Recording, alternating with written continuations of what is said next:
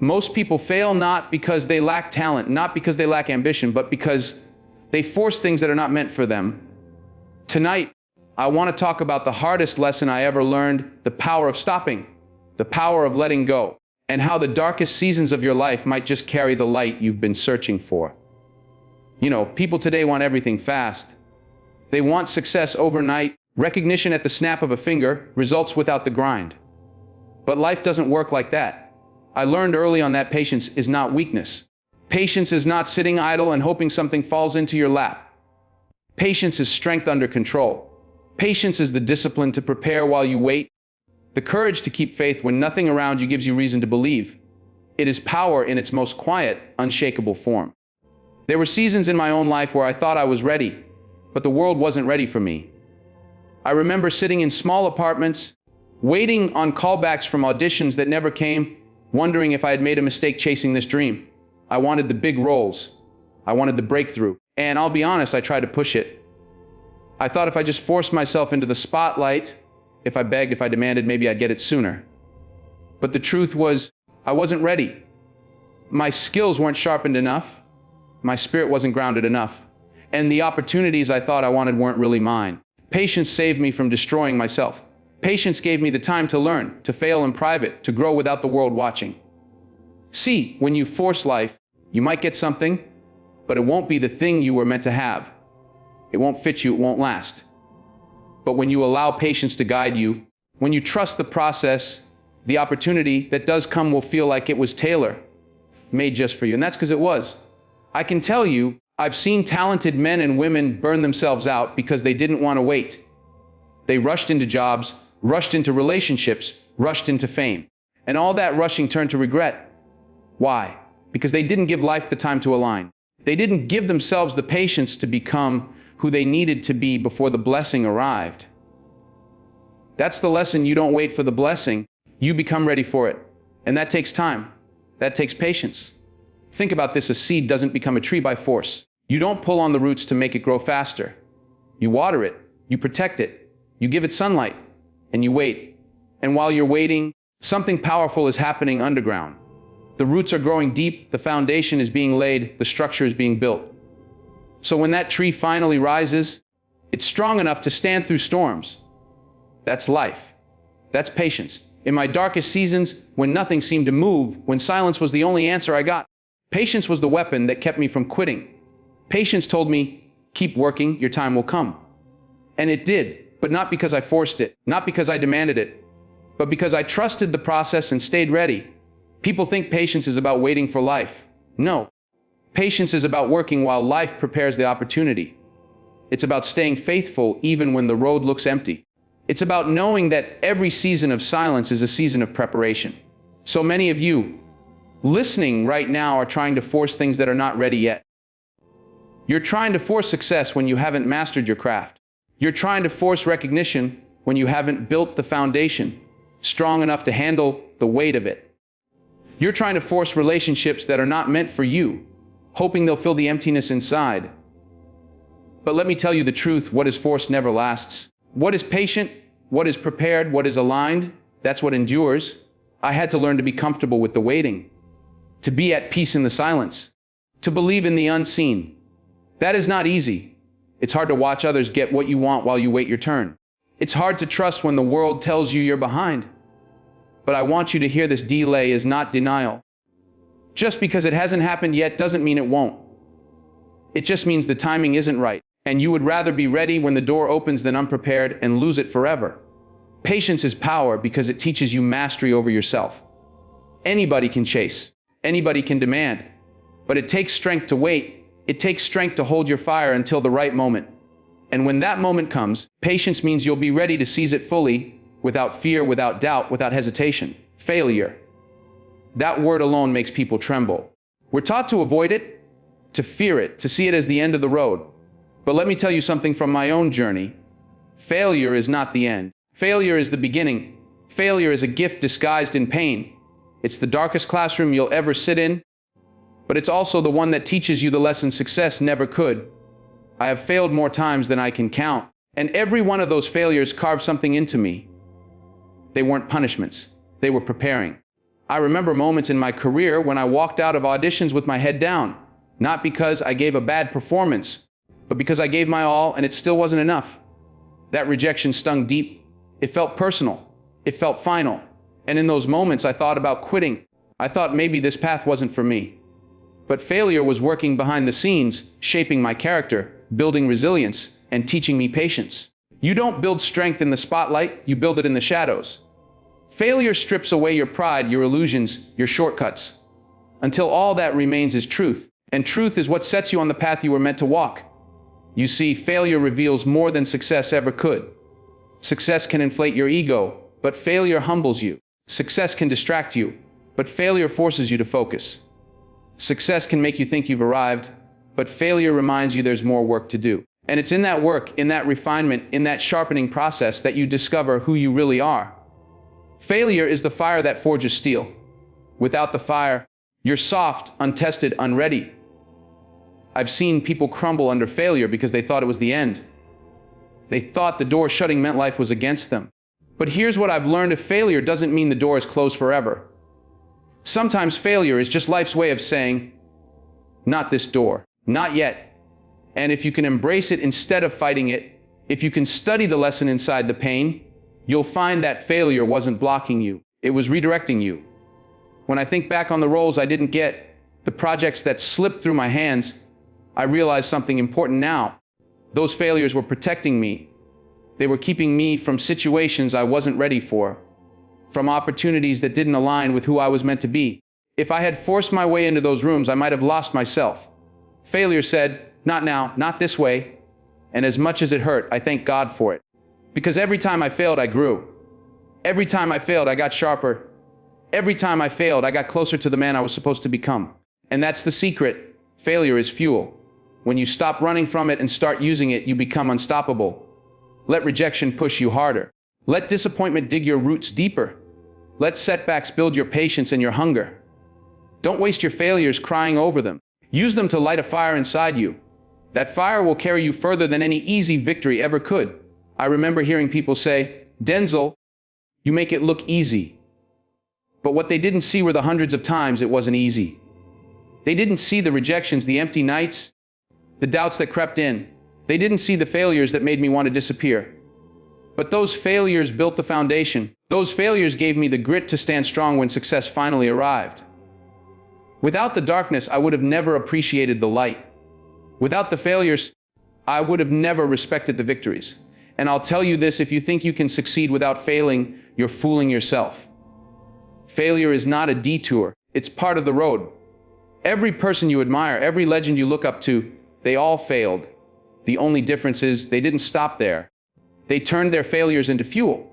They let the pain sharpen their focus, the rejection harden their discipline, the setbacks deepen their faith. That's what separates those who quit from those who win.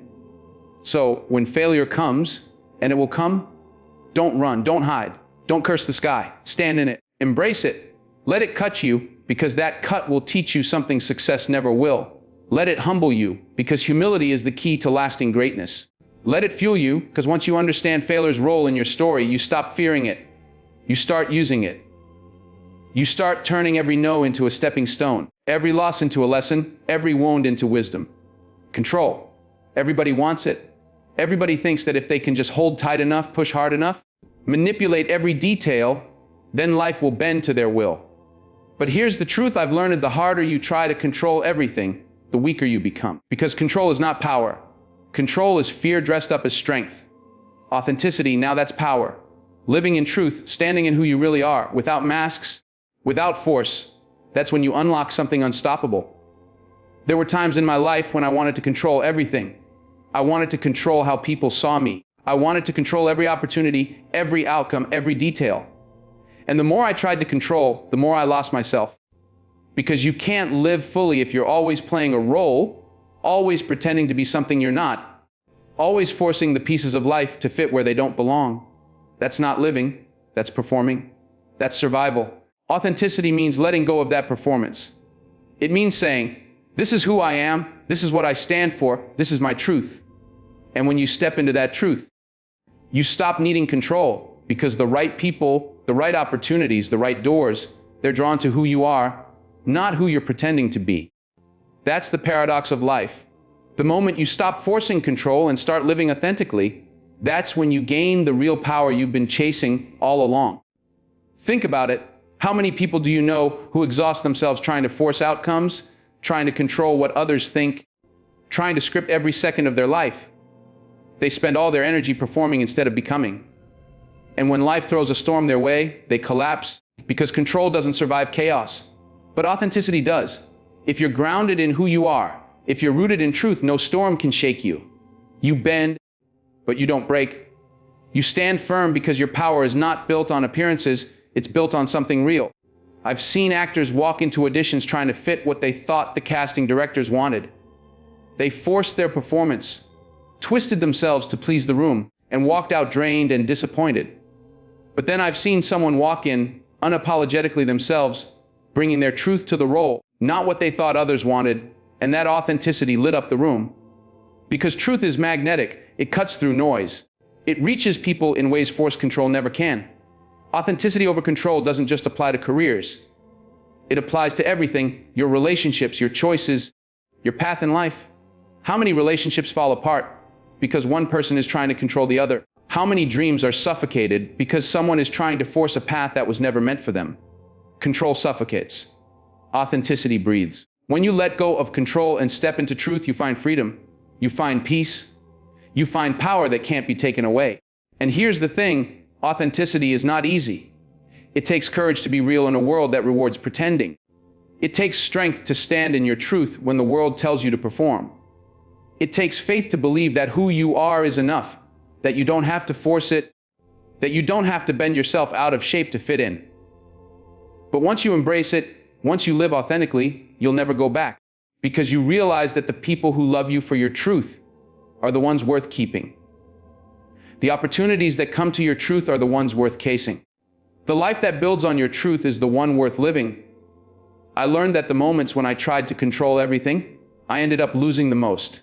But the moments when I surrendered to authenticity, when I spoke my truth, when I walked in who I really was, those were the moments everything aligned. The right roles found me, the right people connected with me, the right doors opened, not because I forced them, but because they were mine to walk through. And maybe that's the lesson you need right now.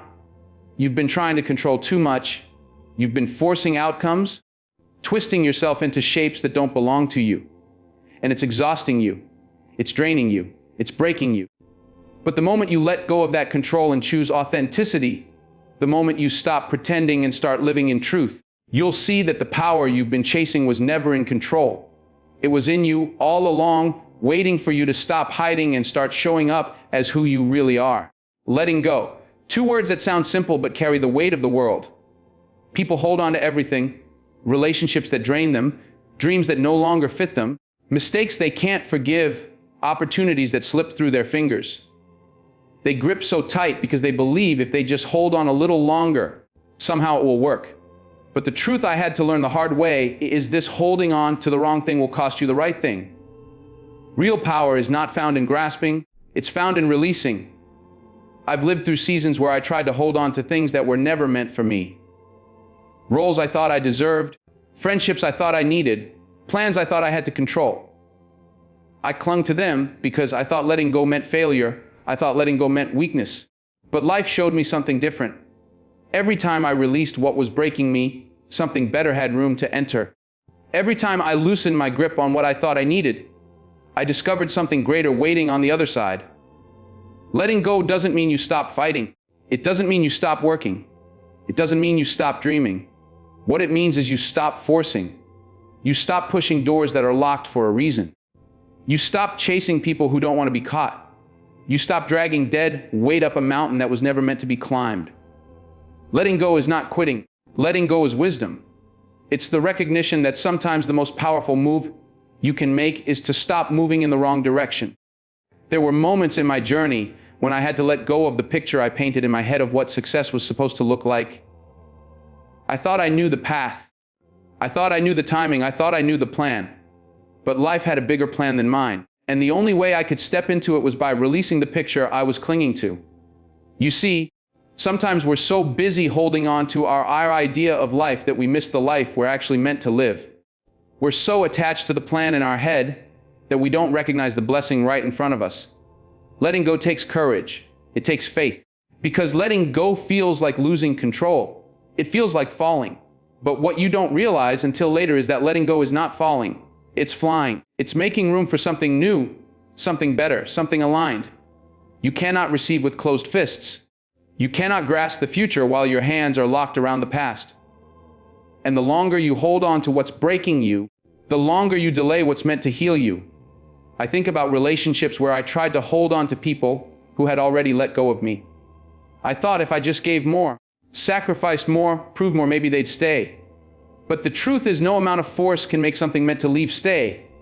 And the day I finally let go, the day I released that grip, peace entered, clarity entered, and new relationships, healthier ones, stronger ones, had the space to walk into my life. The same is true with opportunities. Some roles I didn't get, some doors that stayed shut no matter how hard I push it. I used to see them as losses. I used to blame myself, wonder what I did wrong. But looking back now, I see that those closed doors were protection. They weren't rejection, they were redirection. If I had forced them open, I would have walked into rooms I wasn't meant to be in. Letting go allowed me to be led to the doors that were truly mine.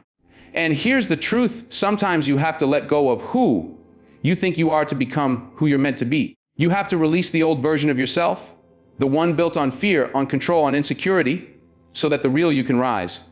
Growth always requires release. Transformation always demands surrender. You can't step into your highest self while you're still clinging to your lowest. Letting go is not about losing. It's about gaining. It's about gaining peace. It's about gaining clarity. It's about gaining strength. And most of all, it's about gaining alignment with what's truly meant for you. Because what's meant for you doesn't need to be forced. It doesn't drain you. It doesn't break you. It flows. It fits. It strengthens. So ask yourself, what are you still holding on to that's breaking you? What weight are you dragging that's keeping you from climbing higher? What dream, what relationship, what plan have you been forcing that life has already told you to release? Letting go doesn't mean it didn't matter. Letting go doesn't mean it wasn't real. It means you've learned the lesson, taken the wisdom, and now you're ready to move forward lighter, stronger, freer. Life is not about how hard you can push, how fast you can run, or how tightly you can hold on. Life is about learning when to wait, when to rise from failure, when to be true to yourself, and when to let go. Patience teaches you timing. Failure teaches you wisdom. Authenticity teaches you strength.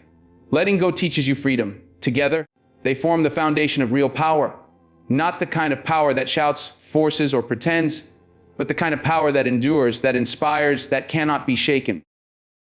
I've walked through silence. I've walked through rejection. I've walked through doubt.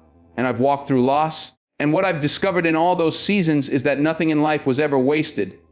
Every delay was preparation. Every failure was fuel. Every moment of truth was a doorway. And every release was an invitation to something greater. You cannot rush destiny. You cannot cheat the process. And you cannot force what isn't yours. But when you live with patience, when you embrace failure, when you walk in authenticity, and when you learn to let go, you align yourself with something higher, something bigger, something beyond yourself. This world will tell you to fight harder, to control more, to never quit. But I will tell you this, sometimes the greatest strength is in surrender. Sometimes the greatest victory is in patience. Sometimes the deepest growth is in failure. Sometimes the loudest truth is in authenticity. And sometimes the most powerful move you will ever make is to simply let go. So take these lessons. Carry them with you. Stop forcing. Stop breaking yourself against doors that were never meant to open. Stop living as someone you're not. And start trusting, start believing, start walking in who you really are. Because what's meant for you will not pass you. And when it comes, you'll be ready, not because you forced it, but because you became the person who could handle it.